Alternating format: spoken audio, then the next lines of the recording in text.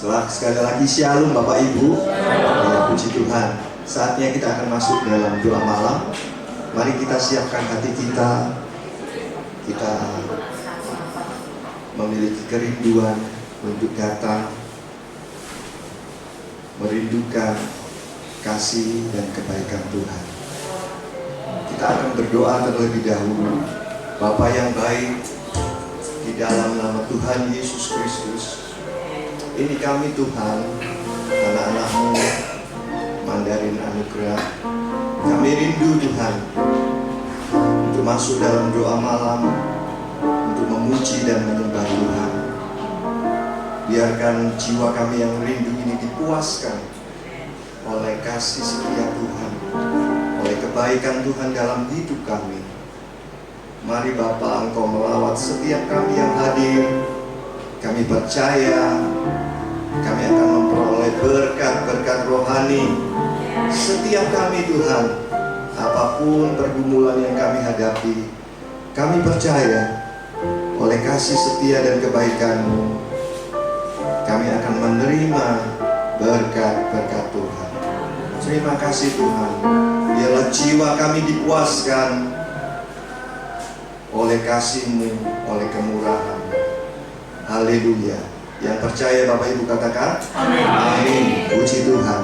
Kita akan naikkan satu pujian pribadi yang mengenal kita adalah Tuhan kita Yesus Kristus. Biarlah jiwa kita merindukan akan kasih-Nya, kebaikan-Nya dalam hidup kita. Haleluya.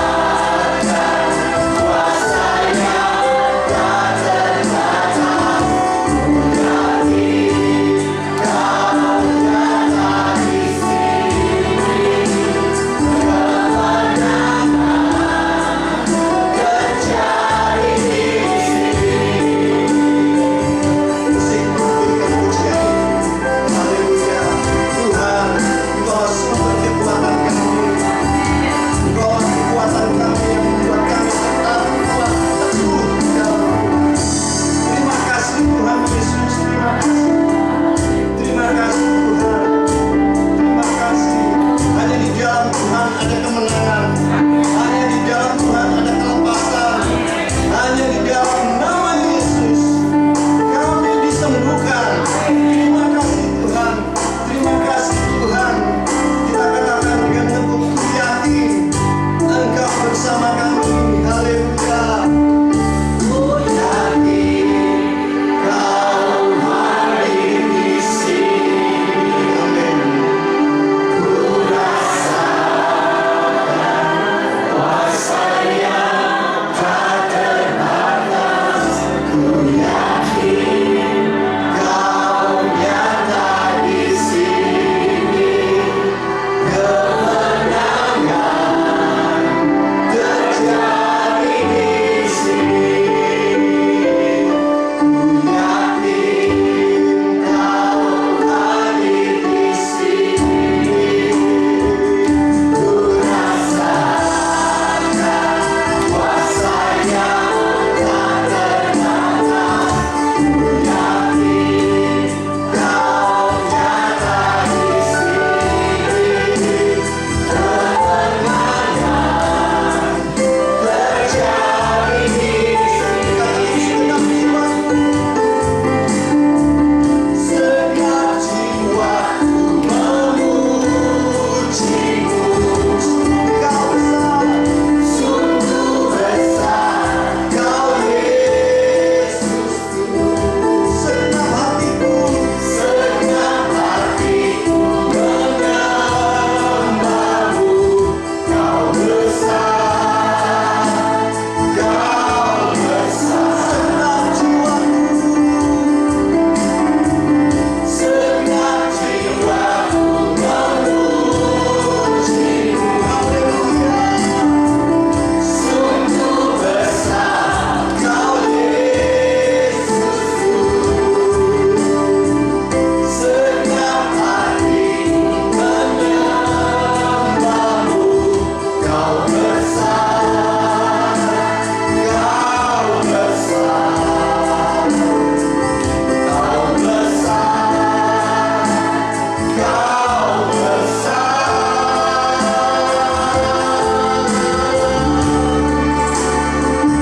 Ku yakin Kau hadir di sini. Selalu bersama kami Tuhan. Haleluya. Kuasa yang tak terbatas. Ku yakin Kau nyata di sini. Kemenangan terjadi di sini. Katakan lebih lagi. Ku yakin Kau hadir di sini. Ku rasakan kuasa yang tak terbatas. Ku yakin Kau nyata di sini. Kemenangan terjadi di sini. Keselamatan terjadi di sini. Kesembuhan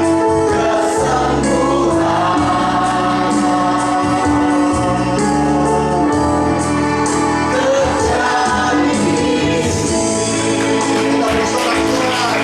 Haleluya, haleluya. Terima kasih Tuhan karena kemenangan yang Kau berikan bagi kami.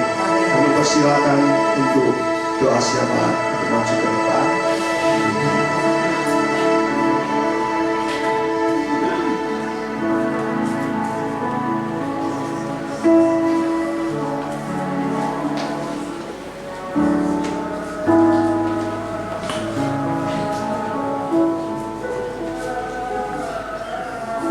Haleluya. Terima kasih Bapa.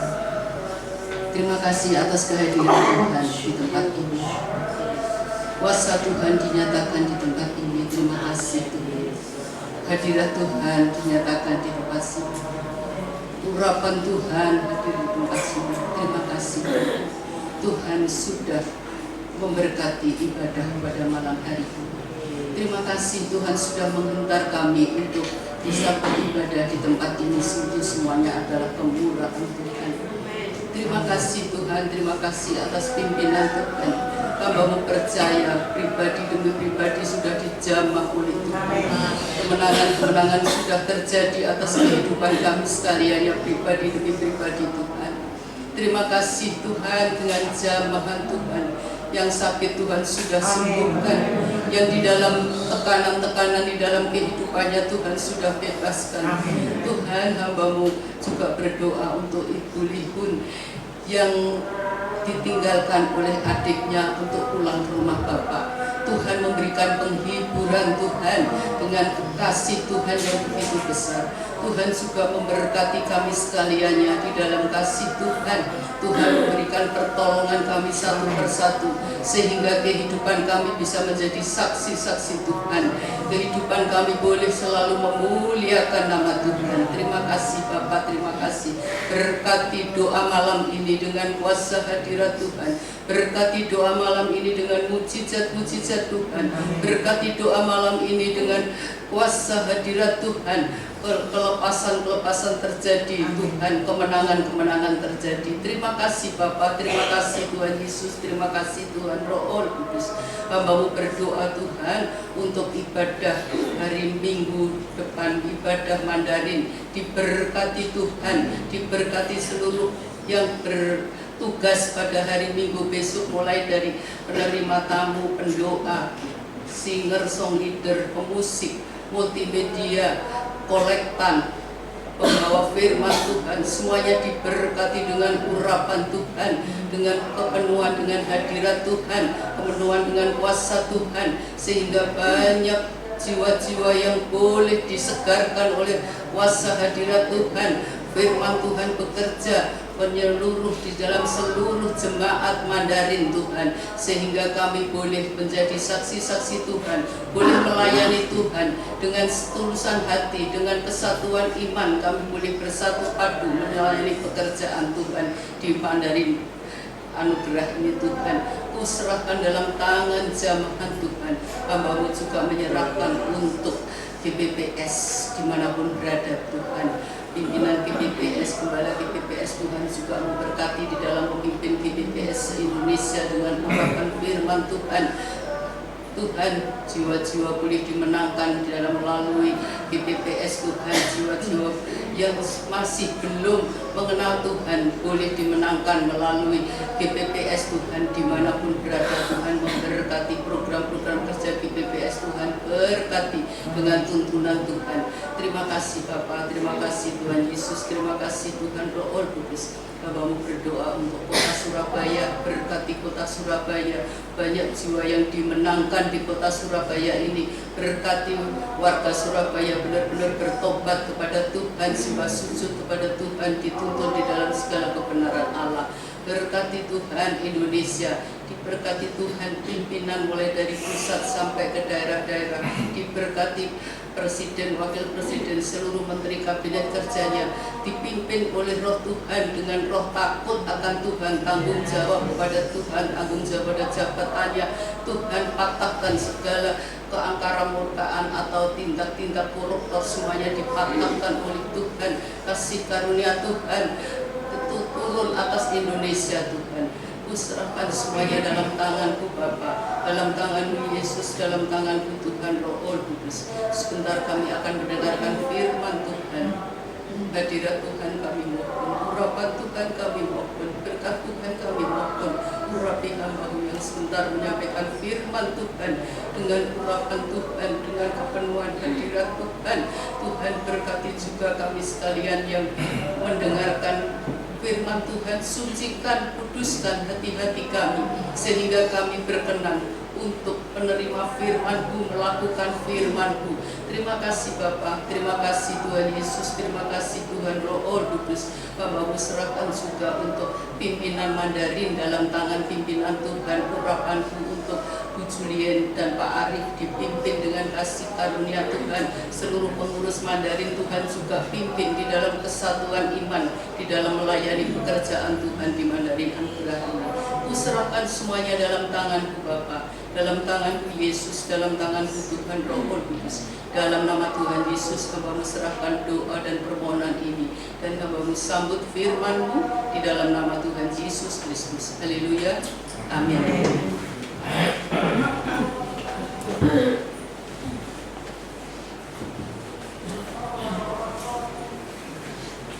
Shalom.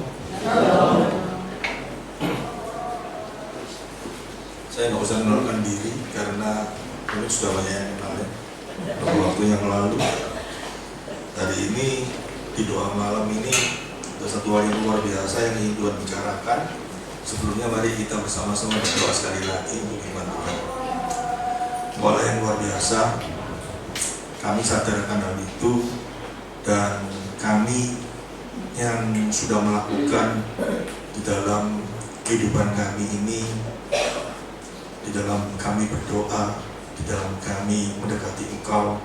Mungkin di antara kami sudah bertahun-tahun, bahkan puluhan tahun, tetapi bukan makin hari kami makin kuat, bukan makin hari kami bisa merasakan kuasa-Mu yang begitu dahsyat, tetapi kami makin hari makin lemah, bahkan kami makin hari makin bimbang hati kami.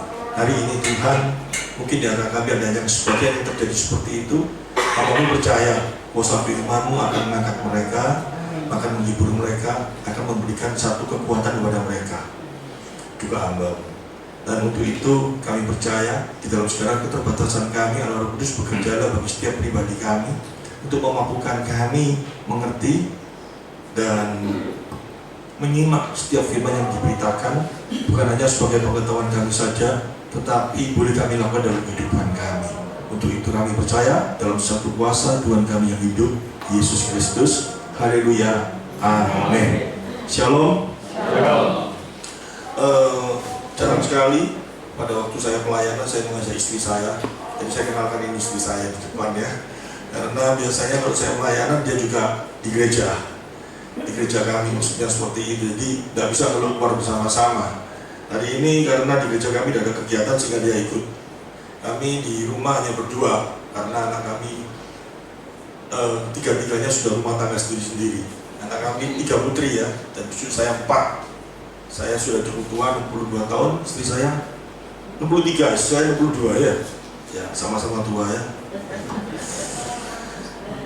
Saya melayani Tuhan sudah cukup lama, mungkin Bapak Ibu juga cukup lama ya, melayani Tuhan, mengenal Tuhan, cinta Tuhan, berdoa. Mungkin sering berdoa siapa? Tangannya diangkat.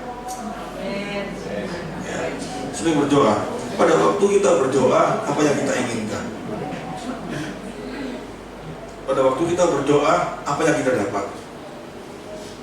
Ini penting sekali. Karena kita pada waktu ikut Tuhan ini makin lama, kalau kita tidak bisa merasakan bahkan manfaat ikut Tuhan, melayani Tuhan dengan sungguh-sungguh, menggebu-gebu, tetapi makin hari makin gembos, makin hari makin hampa.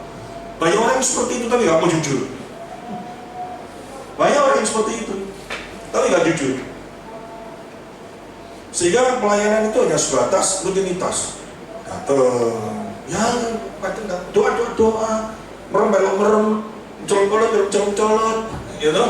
Pada waktu nyanyinya, ku yakin kau hadir di sini, artinya gede-gede, yakin, mati ini ngecek, alahnya rasanya pergi sudah.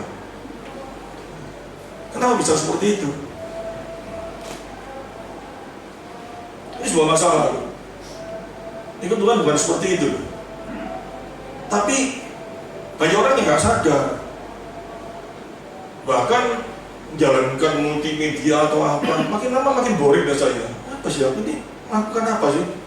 Untuk Tuhan di mana sih? Jadi keceriaan muka apa semua itu nggak ada. Pada waktu mau melayani rasanya kayak sajangnya sebelah. Cuma dengan melayani kan ya apa? Sungkan. Waduh, berarti itu langsung nembak gini. Ya, memang Kak Steven tahu ya sifat saya kayak apa ya. Dan Tuhan kalau sudah taruhkan di hati saya seperti ini, saya nggak mau ngerem. Saya ngomong apa adanya. Kita pulang dari tempat ini, kita menjadi orang yang benar-benar orang yang perlu berikan kemenangan. itu yang penting. Datang di gereja, pulang sama lemesnya. Datang di gereja, pulang nggak ada sesuatu yang didapat, nggak ada satu perubahan dalam hidup kita. Ngapain ke gereja? Kamu mau apa? Ya sih ya, seneng ya makan santai ya, ada seneng. Di gereja, apa yang kita dapat kalau kita cuma seperti itu? Nah, kita nggak boleh seperti itu. Nah, saya mulai dari sebuah cerita, dan ini sebuah cerita, satu kenyataan. Dan kita nggak boleh seperti itu. Maaf ya, nanti mungkin pulangnya udah telat, itu tidak apa-apa ya. Tidak apa-apa ya. Nanti yang jauh tak kasih BB mula. Ya. Jadi saya mulai dari cerita ini, bukan cerita sebuah cerita dongeng, tapi sebuah kenyataan dan saya alami. Mungkin sudah pernah saya sharekan. Saya punya teman kerja. Salah satu teman saya ini punya teman, anaknya itu mengalami satu stres. Anaknya itu di Medan sana, daerah Medan sana, stres. Karena apa? Putus cinta. Wah, stresnya luar biasa. Anaknya pinter. Papanya itu, mamanya bingung sekali. Anaknya disuruh ke Surabaya. Dan singkat cerita, teman saya ngejak saya dijemput anak ekocoku ini. Ini apa? Customernya dia yang paling baik yang ngomong gitu. Apa orang ngomong kayak gitu? Dia pacaran sama salah satu orang laki. Terus sama bapaknya nggak setuju karena gini-gini pokoknya macam-macam nggak mau dengan males ya udah. Terus disuruh putus. Nah, anaknya perempuan ini bingung, stres, jadi bingung kayak orang bingung gitu. Terus bapaknya ngomong sudah dikirim di Surabaya biar seneng, biar kayak apa gitu. Terus jemput di singkat cerita jemput di Juanda. Setelah itu dia bukan orang anak Tuhan ya, tapi dia seorang yang katanya kenal Tuhan kan gitu lah. Dia ngomong sama kita, sama saya, sama teman saya, antar aku ke daerah Terawas sana. Buat apa? Di sana ada tempat bukit doa, tapi itu ke bukit doa anugerah. Iya, kok bukit doa anugerah? Enggak, katanya. Ada pokoknya di Terawas itu. Antar saya sampai ke tempatnya. Di sana itu ada rumah-rumah bilik-bilik, bagus. Di sana nggak bayar. Masuk nggak bayar, free, kasih makan, kasih semua free. Tempatnya bagus sekali, ya. Masuk di sana, saya lihat, tuh tempatnya seger, Ciambi. Terus dia ngomong, besok terima kasih tinggalin, nanti 3 hari aku papakan. Dengar di sini apa? Aku mau menenangkan diri, mau sembahyang. Sembahyangnya pakai itu loh, tok, dudul mangsit loh. Tahu tak? Sambil ngomong nani nanu nana ninu nani nanu gitu. Loh, kamu nggak apa-apa di sini? Nggak apa-apa, di sini aku hanya tenang gini. 3 hari lagi nanti jemputan. Saya tanya, lo kamu makan nih? Wah di sini wis nggak usah khawatir soal itu, terjamin semuanya. Oh di sini free semua, nggak bayar. Dan banyak itu seminggu. 3 hari singkat saya jemput. Dia keluar dari bangun, wah mukanya ceria, luar biasa gitu. Nah, aku tenang kayak gitu. Dasar saya tuh, ya orangnya rada ngomong. Ya masuk di mobil, dia bawa wis lali tapi pacarnya. Tanya gitu, ojo dikit-dikit lagi, katanya. Ojo dikit-dikit lagi. Apa? Aku sudah berusaha, Pak Node, aku berdoa 3 hari. Saya supaya dia hilang, aku selego. Oh gitu ya. Terus ya kita antar ke Juanda, sampai di Juanda saya ngomong lagi. Nanti ada tutup Medan yang ketok deh, kamu coba yang bayang. Lu lagi cuma kayak gitu tuh su. Walau cuma gue ini su. Ista. Aku ngomong kayak gitu. Ya sampai di Medan. Besoknya bapaknya telepon aku. Kok nampak naik? Kita bawa anakku tambah nemen dari ini. Lu kenapa? Ya pasti tutup sana dia terbayang-bayang lagi loh, nggak bisa hilang, ngerti? Nah itu doa, dia doa yang luar biasa loh, musyrik luar biasa. Kita banyak kayak gitu dah, tapi nggak ngaku. Kita masuk di ruang doa, Tuhan tolong aku, pakai bahasa Arab, rasanya keluar dari tempat itu, masalahnya masih ada, masih stres. Lama-lama kalau kena gitu terus mau doa. Ini sebuah pertanyaan loh, bener kan? Kalau kena kayak gitu terus, waduh kok gini terus ya, masalahnya makin nemen. Mau doa Mas ya? Sama menentai, kurang iman kamu, yakin no. Aku gak yakin meneng, yakin sudah ini. Tapi kalau gak terjadi itu siapa? Terus ingat lagi masalahnya, rasanya kayak apa? Kepahitan sama seseorang mau dilepas, setengah mati, berjuang setengah mati. Waktu doa ditumpangi tangan biar aku lega, saya aku lepas. Keluar kata orangnya, orangnya pelak-pelik gitu loh, darai. Sering kita jadi seperti itu, nggak ngaku. Tapi semoga sering terjadi seperti itu. Kenapa bisa seperti itu? Padahal kita punya Tuhan yang luar biasa. Saya kasih tahu, nanti ayatnya bisa terlalu dibuka nanti aku itu waktunya. Tuhan kita itu Allah yang luar biasa. Dia Allah yang mengasihi kita dari seluruh ciptaan Allah, dari seluruh ciptaan makhluk hidup ya. Makhluk hidup itu tahu dong, manusia, hewan, sama tumbuhan itu makhluk hidup. Yang dikatakan serupa dengan gambar itu siapa? Cuma manusia. Kok hewan kok enggak? Tumbuh-tumbuhan kok enggak? Cuma manusia toh. Tuhan ngomong ini loh serupa dengan gambarku. Gambarnya Allah ya, Pak? Mukanya Allah ya, Pak? Tuwek jenggoten. Terus muka Ewi bawa buat sinar-sinar. Kita bayangin gitu kalau doa. Tuhan, Engkau di mana? Terus di depannya kita bayangkan, wih rambutnya putih, jenggoten terus, wah kita bayangkan. Atau kita bayangkan dia lukisannya Leonardo da Vinci, yang rambutnya putih Tuhan Yesus, rambutnya hitam Tuhan Yesus, terus ada darah di sini terus, Ci kamu apa? Atau kita bayangkan Roh Kudus, burung merpati gitu. Gambar Allah itu kayak apa? Kenapa Tuhan ngomong ini serupa dengan gambarku? Kenapa? Padahal Allah tidak punya rupa tuh. Allah itu roh loh. Bener ya? Allah itu roh. Tidak ada fisiknya. Tidak kelihatan fisiknya. Tapi dia ada. Saya buktikan mana? Siapa yang saya lihat angin? Nggak bisa dong. Mau lihat angin kayak apa? Tapi anginnya ada nggak? Ada. Ini ada angin, nggak usah bau. Ini ada angin tuh. Ada angin yang bau tuh. Ya. Nah, Allah itu roh. Dia ngomong, kamu serupa dengan gambarku. Coba kita lihat. Tujuannya apa? Alammu seperti itu. Di dalam Kejadian pasal 1 ayat 26. Tujuannya apa? Nanti kita sama-sama belajar. Ya. Berfirmanlah Allah, baiklah kita menjadikan manusia menurut gambar dan rupa kita. Tujuannya kan ada tujuannya toh. Manusia dibuat serupa dengan gambar Allah. Kita tahu toh, rupa gambar Allah itu bukan wujud gini ya. Mungkin ada laki, mukanya ada sing pesek, ada sing bangi macam-macam. Kan tidak semua itu bukan berupa fisik ya. Tapi rupa dan gambar Allah itu menuju kepada apa? Satu hal. Kalau kita baca di sini, supaya mereka berkuasa atas kami. Hubungannya apa? Rupa gambar Allah dengan supaya berkuasa. Manusia dikasih hikmat seperti yang alami miliki. Kambing gak bisa nyiptakan sesuatu, bener gak?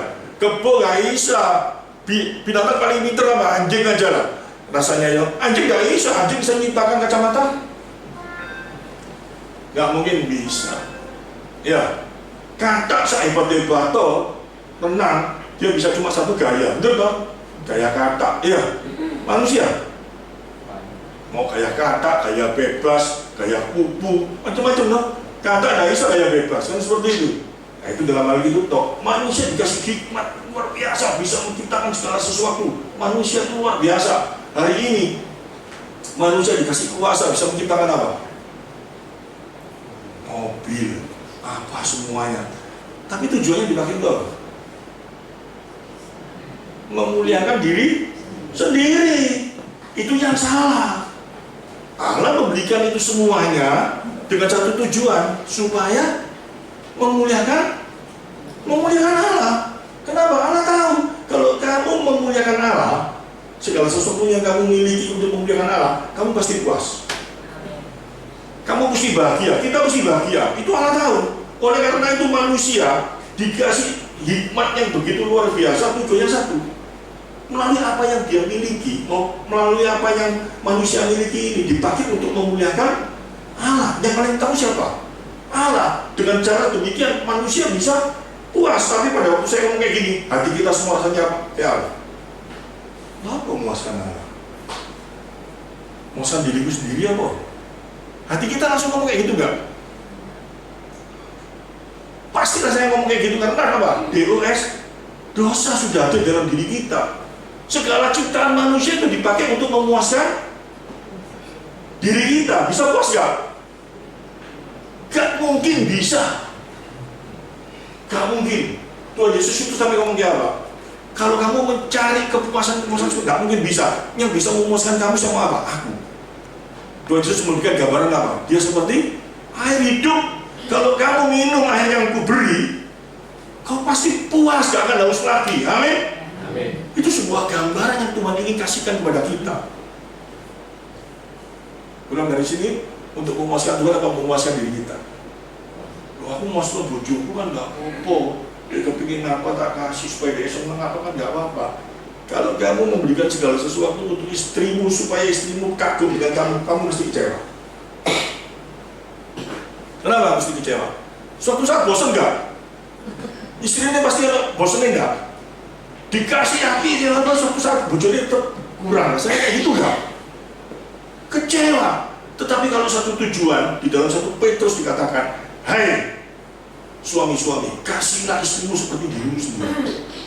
Pada waktu kita memberikan sesuatu kepada istri kita dengan satu tujuan, supaya melalui apa yang kita berikan ini supaya dia bisa memuliakan Tuhan, kita tidak akan kecewa. Amin. Amin. Istri-istri juga kayak gitu, tunduklah kepada suamimu. Duduk istrinya kok jadi BA? Bukan sudah kayak gitu. Tunduk bukan juru jadi asisten. Tunduk itu dengan satu pengertian melengkapi yang laki ini. Dia melengkap. Laki dan perempuan saling melengkapi untuk memuliakan Tuhan. Dari 2 pribadi, dari 2 menjadi 1, itu dalam satu pengertian apa? 2 pribadi yang tidak sama. Jika Tuhan ada di tengah-tengahnya, bisa menjadi 1 memuliakan Tuhan. 2 menjadi 1 itu kayak gitu. Manusia jadi dosa, dari 2 daging menjadi 1 pikirannya Victor Purno.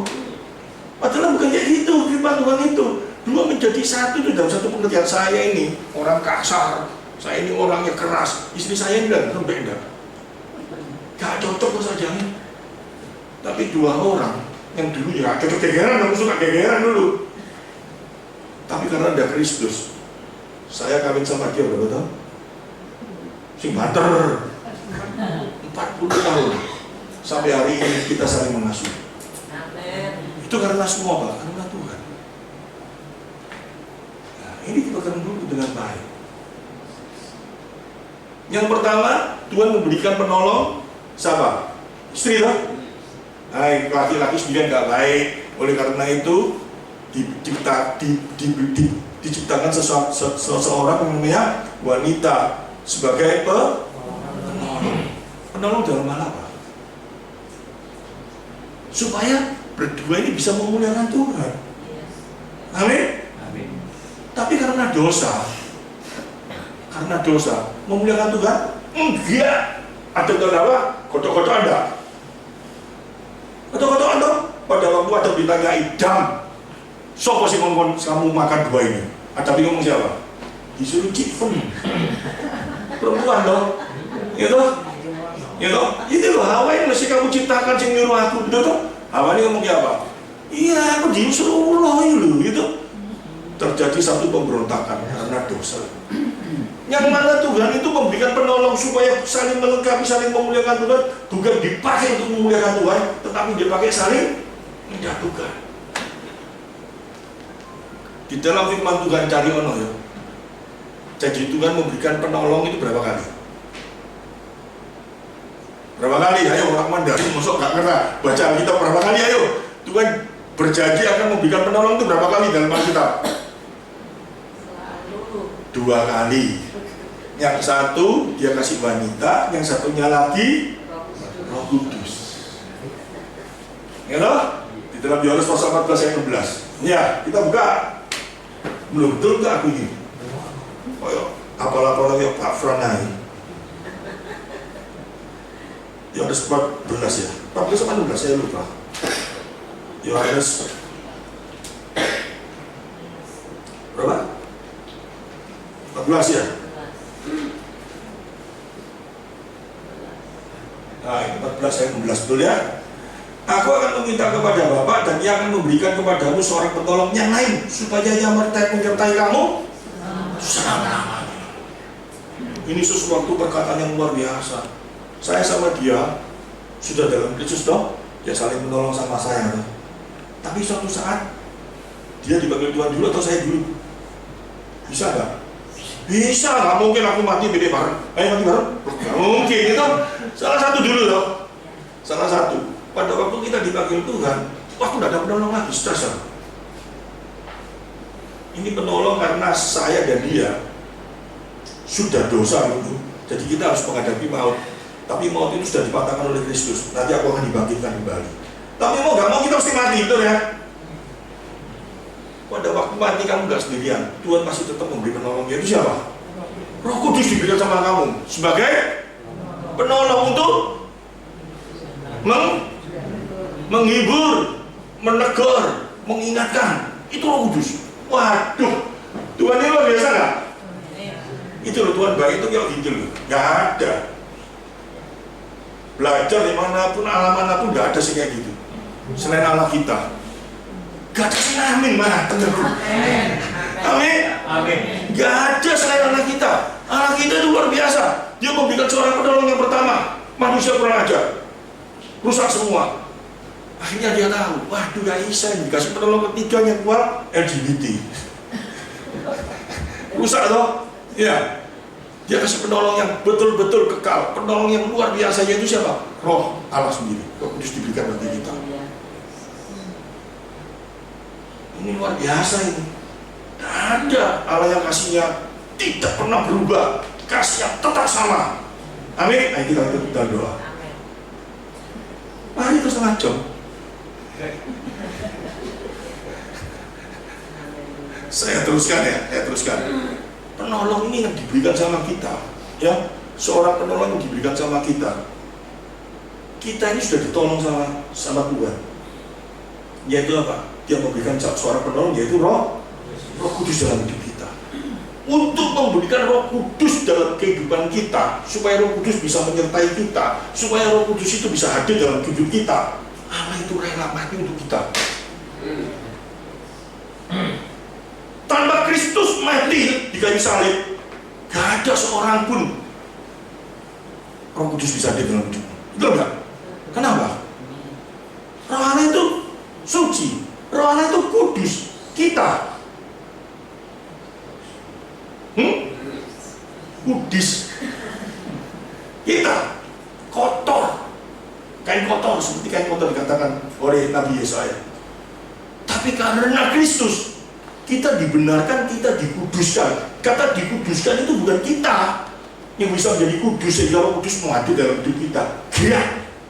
Tetapi kita yang tidak kudus, oleh kematian Kristus, kita percaya kita diberi kekudusannya. Amin. Amin. Wah, itu halal. Ngerti? Ngerti? Ya. Itu Allah kita itu seperti itu. Dia memberikan kekudusan kepada kita supaya kita memperoleh kekudusan itu sehingga Roh Kudus hadir dalam hidup kita. Dari sana aja kita harusnya bersuka cita luar biasa enggak? Gak lapo-lapo kita sih bosok kayak gini, dosa kayak gini. Kita ngaku Roh Allah ada dalam hidupku. Kok bisa ya? Bisa. Ya karena siapa? Kristus. Amin. Bukan karena kita. Kalau kita hari ini aku kudus, aku hari ini berdoa, aku setia sama Tuhan, Engkau baik Tuhan, Engkau luar biasa Tuhan. Keluar dari tempat ini dilirik orang gak enak ini. Oh, gak bisa.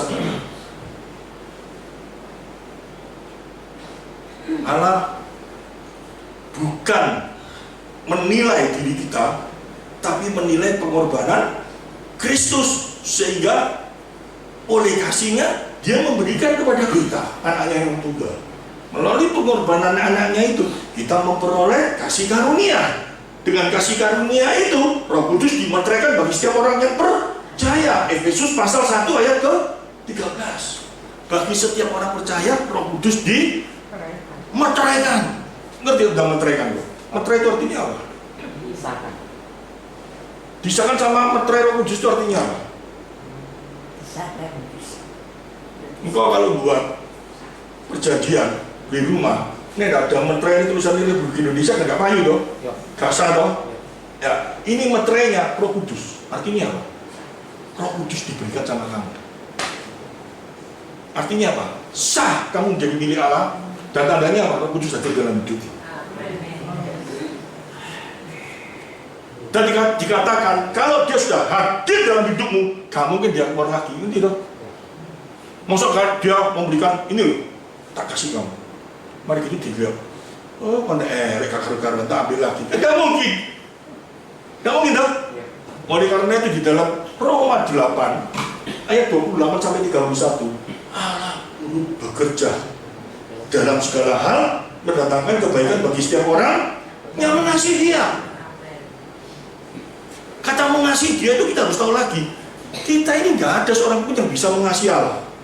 Kata mengasihi itu karena Roh Kudus sudah dihadirkan dalam hidup kita.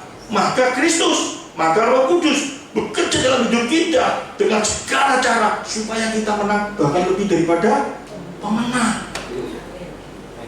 Ngomong kotor kayak gini gak harus tepuk tangan. Itu loh Allah kita. Itu loh Allah kita yang luar biasa. Nah, sekarang jadi masalah lagi. Masih sering jatuh dosa? Masih sering jatuh dalam dosa? Gak mau ngaku. Sering. Hari ini yang jatuh dosa berapa kali? Bisa dihitung. Saya khotbah gini ada pikiran nih, ngomong-ngomong itu sudah dosa loh. Ya toh? Oh, dukur ngomong ayo. Dosa itu. Ngerasa-ngerasa nih. Oh, itu dosa itu. Bener gak? Berapa kali kita berdosa? Maunya kita baik gak? Tapi yang keluar selalu dosa yang membuat kita sengsara. Dosa. Waduh, gak tahan lagi. Sudah cinta Tuhan, sudah ikut Tuhan berapa lama? 30 tahun. Sehari ini berapa kali berbuat dosa? Tak tahu, lupa, saking kakek ini. Betul ya? Kalau pada waktu jatuh dalam dosa, krosong enggak? Tosong, terus nyesel enggak? Artinya enggak enak enggak? Wah, puji Tuhan, itu berarti Roh Kudus ada. Yang ngamen coba ketua itu, iya kok banyak nenek ngosok. Bener enggak? Berapa kali kamu jatuh dalam dosa? 1 hari ini? Nggak tahu, banyak ya? Aku pinter-pinter sekarang. Jangan sampai ngomong sini, aku tidak berbuat dosa sama sekali. Hati-hati itu. Firman Tuhan ngomong yang seperti itu berarti tidak ada roh Allah dalam hidupnya. Kalau sudah kayak gitu bawaan enggak? Boinya kan ngomong, bukan boi itu bahasa apa? Oke gitu ya. Bawaan. Gak ada jalannya. Bingung. Ya apa ya? Ya Rasul Paulus itu ngomong di dalam Roma pasal 7. Dia ngomongnya apa? Roh menurut, gak usah dibuka waktu pun tadi. Roh menurut gak? Daging lemah, mana tahan, ini gitu. Roh menurut daging lemah. Rasul Paulus ngomong apa? Celakalah aku, gak ada jalan deh. Tapi di ayat 25 dia ngomong apa? Pasal 7 ayat 25. Coba kita lihat.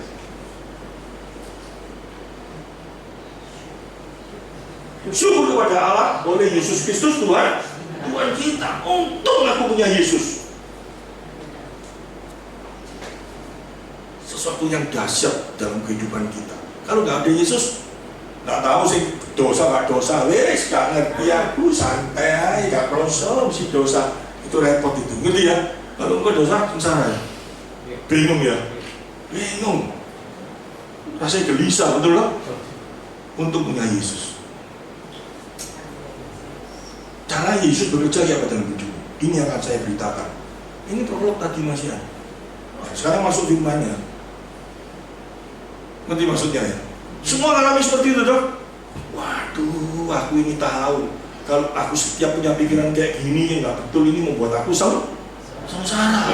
Tapi kok keluar terus dalam hidupku? Kayak apa sih ini? Stres aku ini.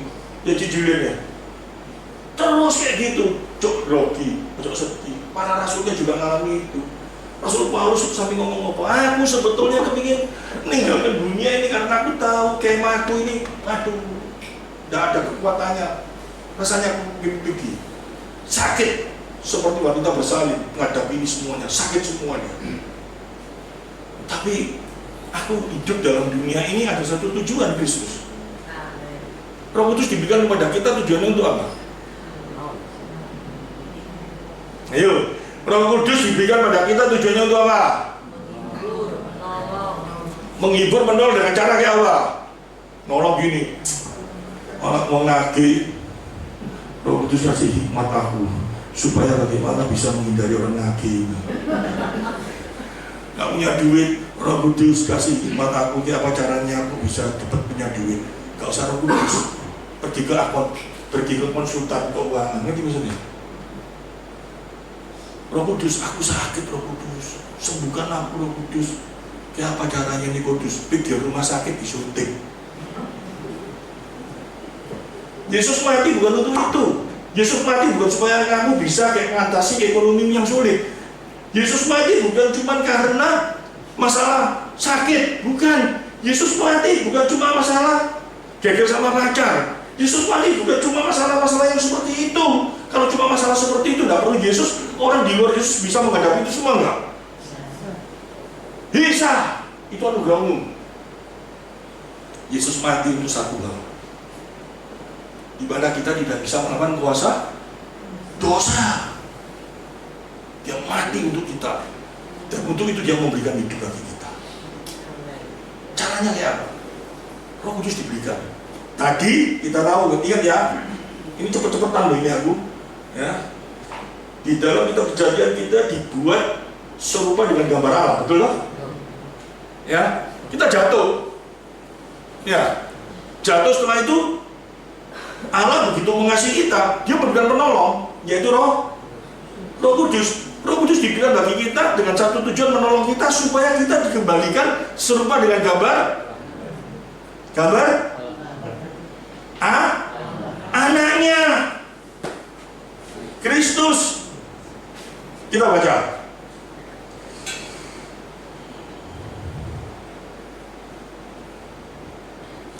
Roma 8 ayat 29.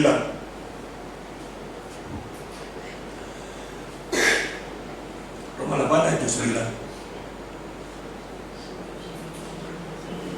Cik, permisi, sampai jam berapa lagi?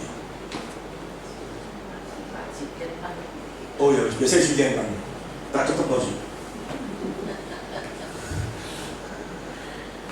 Sebab semua orang yang dipilihnya dari semula, mereka juga ditentukannya dari semula untuk menjadi dengan gambaran anaknya. Luar biasa gak? Allah kita Allah yang tidak pernah putus asa. Allah kita Allah yang tidak pernah berubah rencananya. Kita diciptakan serupa dengan gambar Allah, betul loh? Yesus itu Allah juga nggak? Pribadi Allah yang lain, betul loh? Nah, setelah manusia jatuh dalam dosa, kita percaya Kristus dengan satu tujuan Roh Kudus diberikan supaya melalui Roh Kudus itu kita dikembalikan serupa dengan gambar anaknya. Nah, sekarang pertanyaannya, anaknya. Kalau anaknya kita bisa lihat apa enggak? Bisa. Nah, sekarang memang tidak bisa dia sudah naik ke surga. Tapi dulu dalam kita percaya dengan firman Tuhan, semua orang bisa melihat Yesus tidak? Bisa. Dia datang sebagai manusia tulen, 100% manusia, serupa dengan gambar anaknya. Itu modelnya apa? Banyak orang sekarang yang salah, apalagi anak muda, fan kepada Yesus, cinta Yesus, keluar pakai rambutnya digondrong, terus Gayanya dijadikan seperti kayak film gitu, The Passion.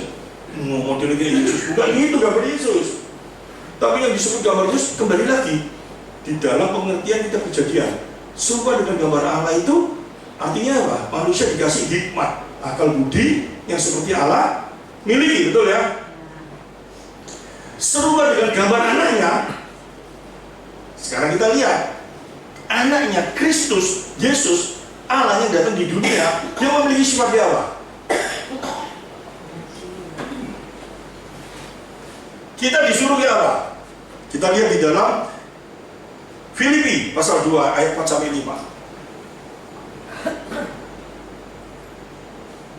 Filipi pasal 2 ayat 4-5. Sebenarnya ini bagus tapi harusnya 1 jam. Tidak cepat-cepat ngomong, colot-colot jadi. Filipi pasal 2 ya. Pasal 2 ayat 4-5. Dan janganlah tiap-tiap orang hanya memperhatikan kepentingannya sendiri, tetapi kepentingan orang lain juga. Terus, hendaklah kamu dalam hidupmu bersama menaruh pikiran dan perasaan yang terdapat juga dalam Kristus Yesus. Pikirannya Yesus, perasaan Yesus itu apa? Tuhan Yesus itu disakiti tidak di dunia ini? Disakiti sama siapa? Semua manusia, ya tuh? Diolok, difitnah, diapain semua. Terus dia ngomong apa? Macam-macam, tak ada channel terwelu. Macam-macam, enggak tahu aku. Sikap kamu, bener gak? Yesus kayak gitu? Dia ngomong apa? Bapak, apa yang mereka ampuni mereka? Mereka tidak mengerti apa yang mereka lakukan. Itu sifat Tuhan. Yang pertama. Yang kedua apa? Kita sama suami kita ya Pak, sama istri kita ya Pak. Oh ya, tidak gimten ya. Kata sopo ya. Yesus kayak gitu. Sok kurang ajar sopo melayani Tuhan. Yesus kayak gitu. Murid-muridnya sama dia kurang ajar gak? Dia tahu gak bahwa murid-muridnya akan menyakiti dia? Dia malah membasuh kakinya. Dalam hidup kita ini kayak apa sekarang? Mau melayani, tapi kita harus dilayani. Kita harus dibaiki baru kita mau membaiki. Tuhan Yesus ngomong apa? Kalau kamu kayak gitu seperti siapa? Pemungut cukai. Kamu baik karena kamu dibaik. Baik, apa bedanya kamu dengan pemungut cukai? Apalah ya, tapi kelakuan kita bodoh gak? Wah. Doa malu buat dioncei gak? Ngomong doa di khotbah, pulang dari sini Anda memperoleh berkat luar biasa gini. Waktu kita ngomong kayak gitu di sini semangat hatinya gede, pulang dari sini utangnya masih tetap enggak? Kepalanya masih pusing enggak? Khotbahnya kayak gitu tuh ngomong kosong. Tapi hari ini saya akan memberitakan sesuatu yang sangat luar biasa. Kita harus memiliki sifat dan rupa seperti Kristus. Untungnya apa sih? Untungnya apa kalau kita lakukan hal itu? Yang pertama, engkau membuktikan bahwa engkau anak Tuhan. Itu untungnya. Bisa dalam hal itu? Bisa. Karena sesuatu yang nggak bisa telah dilakukan Yesus di kayu salib. Roma 8 ayat 3. Kalau saya buka nanti Anda semua. Tuhan Yesus itu mati di kayu salib, dia sadar apa yang dia bisa kita lakukan telah diselesaikan dia di kayu salib. Amin. Jadi kalau kita ngomong aku sama orang ini terlalu becek, aku buat aku. Kosong bawa ya. Engkau becek mau gak kuat ya model itu. Gondol, sekuingin. Mantul aku seorang lagi. Seneng aku, misalnya kayak gitu toh. Gak bisa dia keterlaluan sama aku. Hal yang seperti itu telah dibereskan Yesus di kayu salib. Dia mati untuk hal yang itu. Kamu harusnya bisa mengampuni itu. Amin.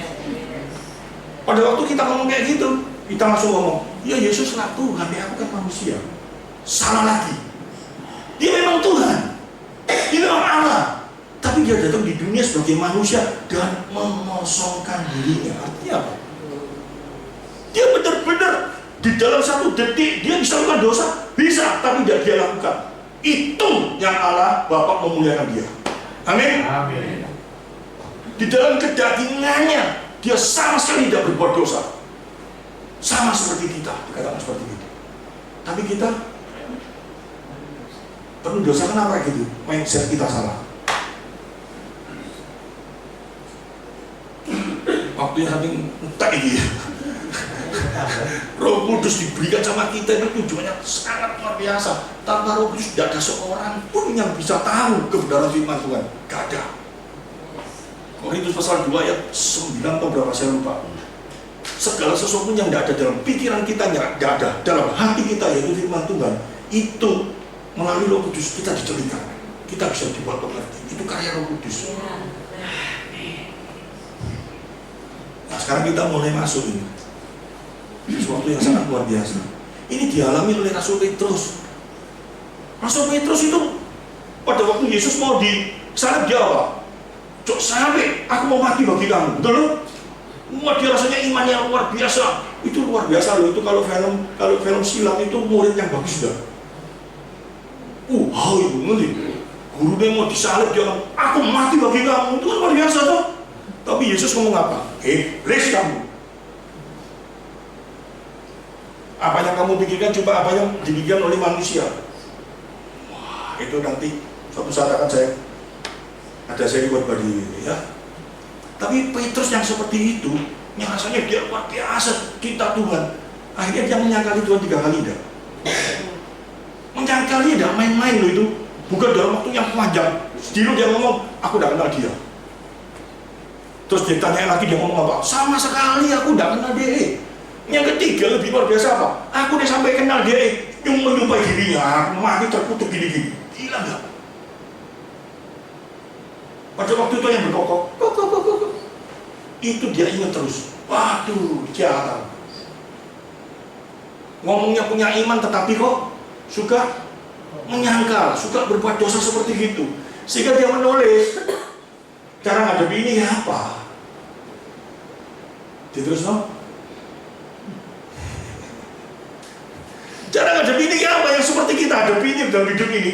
Menurut aku tahu ini tidak boleh. Tapi kok aku gak nyangkal Tuhan lah, tetapi menyangkali imanku dewe, aku gak boleh gini, tapi tetap jatuh.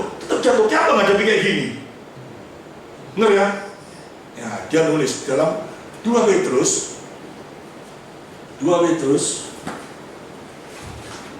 pasal 2 Petrus pasal 1 ayat 1 sampai 8. Persiapan saya ini 3 hari. Ya, kalau saya mau pergi luar itu bisa saja jam setengah. Karena saya cinta sama jemaat-jemaat ini. Saya mau bicarakan bukan sembarangan. Ya, ini sesuatu yang dahsyat sebetulnya. Dari Simon Petrus, hamba dan Rasul Yesus Kristus kepada mereka yang bersama-sama dengan kami memperoleh iman oleh karena kehadiran Allah dan Juru Selamat kita Yesus Kristus. Ini kalau saya jelaskan ekspos satu-satu, dia bisa memperoleh iman itu karena apa? Keadilan Allah, kebaikan Allah, bukan karena kebaikan kita, bukan karena kamu melayani, bukan karena kamu baik sehingga Tuhan membaiki kamu. Dalam keadaan kamu kotor dosa itu Tuhan memberikan segala sesuatu untuk kamu. Terus kasih karunia damai sejahtera melimpahi kamu oleh pengenalan Allah dan Yesus Kristus Tuhan kita. Terus satu-satu sebenarnya saya ekspos itu bagus sekali. Karena kuasa ilahinya telah menganugerahkan kepada kita segala sesuatu yang berguna untuk hidup yang saleh oleh pengenalan kita akan Dia yang telah memanggil kita oleh kuasanya yang mulia dan ajaib. Semua ini kalau dijelaskan satu-satu. Anda pulang dari tempat ini kepalanya sama kar. Senangnya luar biasa.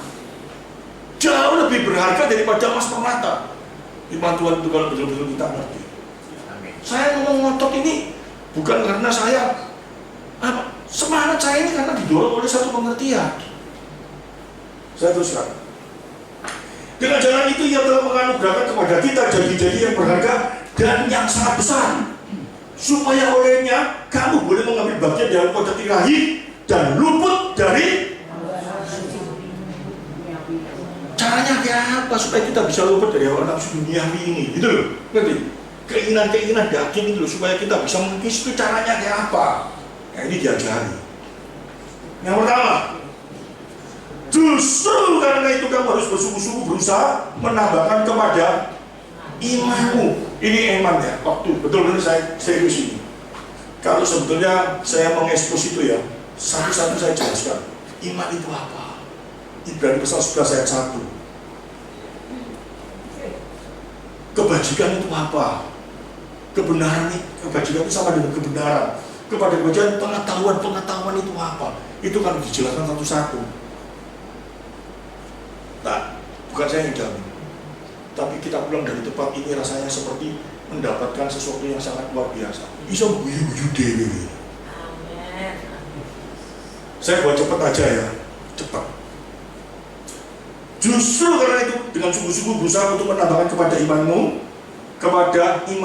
kebajikan. Jadi kita iman itu, maaf jujuran telat itu tidak apa-apa ya. Iman itu adalah sesuatu pengenalan kita kepada Tuhan. Itu disebut iman. Caranya kayak apa kita bisa mengenal dengan baik? Harus melalui kebenaran. Jadi kita banyak orang sekali ngomong apa? Mereka juga ngomong orang beriman dah. Mereka ngerti ya? Semua orang percaya Allah ada mesti ngomong aku orang beriman, tapi dasarnya kebenaran apa enggak? Kebenaran menurut kebenaranmu dewi, gitu tuh. Tapi kalau kebenaran kita sesuai dengan kebenaran iman Tuhan, harus kita belajar iman Tuhan dengan baik, ngerti dengan baik kebenaran iman Tuhan, maka akan memberikan satu dampak, iman kita jadi benar. Kalau iman kita jadi benar, kebajikan kita jadi benar, maka kita memiliki pengetahuan yang betul tentang Allah. Dampaknya apa? Coba kita lihat sesuatu yang sangat luar biasa. Dari pengetahuan tentang Allah itu, saya putus di sini kok, nanti tak terus suatu saat. Dari pengenalan kita akan Allah dengan baik akan menghasilkan apa? Penguasaan diri. Penguasaan diri itu bukan dilatih kayak mereka topo, ngempet. Aku lagi puasa gak mau marah. Bukan kayak gitu. Penguasaan diri itu bukan aku anak Tuhan aku gak boleh marah. Bukan kayak gitu. Tapi dengan kita mengenal Tuhan dengan baik, firman Tuhan ada dalam diri kita, secara langsung dalam hidup kita akan terjadi penguasaan diri. Kita yang biasanya tukang marah, kita biasanya yang suka bohong, kita yang biasanya tukang gini, yang tidak baik, yang udah baik semua, melalui pengetahuan akan firman Tuhan dirubah. Yang biasanya marah, loh aku kok sekarang tidak bisa marah ya? Oh ya, mana ya? Firman Tuhan itu akan berinteraksi dalam pikiran kita secara luar biasa. Amin. Yang biasanya tukang merasa nih orang ngomong gak karu-karuan. Kalau Roh Kudus ada dalam diri kita, firman Tuhan ada dalam diri kita, ada orang yang jahat, ada orang yang tidak baik. Bukan kita kebior-kebior no. Tapi kita kan ya Pak, bukan direm lagi, kasihan mereka. Orang ini patut dikasihi. Itu bisa terjadi karena firman Tuhan hadir dalam hidup kita. Dadanya nangis. Ya, saya tutup sampai di sini saja. Karena kalau saya buat cepet semua, pulang nanti pelayu-pelayu tok cepet tok. Ya, kita dipegang ini, Roh Kudus hadir dalam hidup kita dengan satu tujuan supaya kita mengenal firman Tuhan. Itu yang bisa. Dengan mengenal firman Tuhan dengan benar, otomatis bisa penguasaan diri. Kalau dengan bisa penguasaan diri kita berdoa, pasti kita menerima berkat. Amin.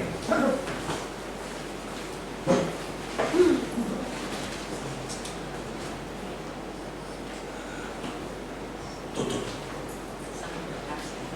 Itu apakah? Ya, sekalian. Oke. Ayo kita tundukkan kepala. Tuhan, terima kasih Tuhan di dalam doa malam ini, karena keterbatasan waktu, hamba-Mu begitu cepat menyampaikan beberapa firman-Mu. Ampuni hamba-Mu Tuhan. Tetapi hamba-Mu percaya Roh yang ada dalam diri kita ini begitu mengasihi kita, sehingga setiap perkataan hamba-Mu akan Kau sempurnakan dalam pikiran mereka. Sehingga pulang dari tempat ini mereka benar-benar bisa mengerti arti seorang penolong, yaitu Roh Allah sendiri ada dalam kehidupan kita. Kau baik, sangat baik dalam hidup kami Tuhan. Kami tidak seperti saat kami datang di tempat ini. Kami sudah melayani Engkau, kami sudah beribadah, kami sudah mungkin berpuluh-puluh tahun. Tetapi hari ini ada satu hal yang baru, revival dalam pemikiran kami tentang Engkau. Ini menunjukkan betapa besar kasih-Mu dalam kehidupan kami. Kau dahsyat Tuhan.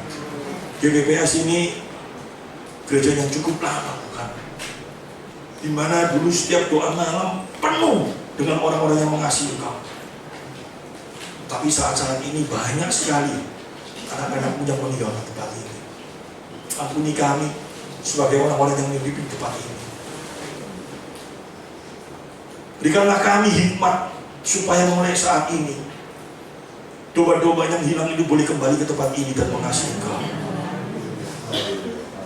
Hamba-Mu percaya kasih-Mu yang besar kepada setiap kami yang ada di tempat ini akan menjalar keluar sampai kemanapun juga. Cuma dari kasih Tuhan, mari kita bagi berdiri. Kau Allah yang dahsyat, Kau Allah yang luar biasa, Kau Allah yang mengasihi kami. Kami selesai ibadah, tetapi kuasa Roh-Mu masih tetap bekerja dalam kehidupan kami. Mulai saat ini dan seterusnya, kami makin mengasihi Engkau, bukan karena apapun juga, tetapi karena satu hal dalam hidup kami. Kami bisa melihat Engkau dengan baik. Semuanya dikasih Tuhan. Mari kita angkat tangan kita. Allah Bapa, Kau lihat tangan kami yang diangkat. Dengan kami mengangkat tangan ini, kami mengucapkan syukur atas ibadah yang boleh terselenggara hari ini dengan baik. Itu karena kemurahan. Kami pulang dari tempat ini, kami percaya kuasa-Mu tetap menyertai kami. Sehingga damai sejahtera yang telah Kau hadirkan melalui kebenaran firman Tuhan yang telah Kau siapkan di tempat ini terus mengalir dalam kehidupan kami. Cobanya dikasih Tuhan, terimalah berkat dari Bapa, Anak, dan Roh Kudus. Di dalam nama Tuhan Yesus Kristus, apa yang Kau kerjakan, apa yang Kau lakukan, apa yang Kau inginkan, Tuhan buat berhasil. Amin. Karena setiap keberhasilan itu hanya untuk memuliakan Tuhan. Haleluya, katakan bersama-sama dengan saya. Amin. Lihat Tuhan.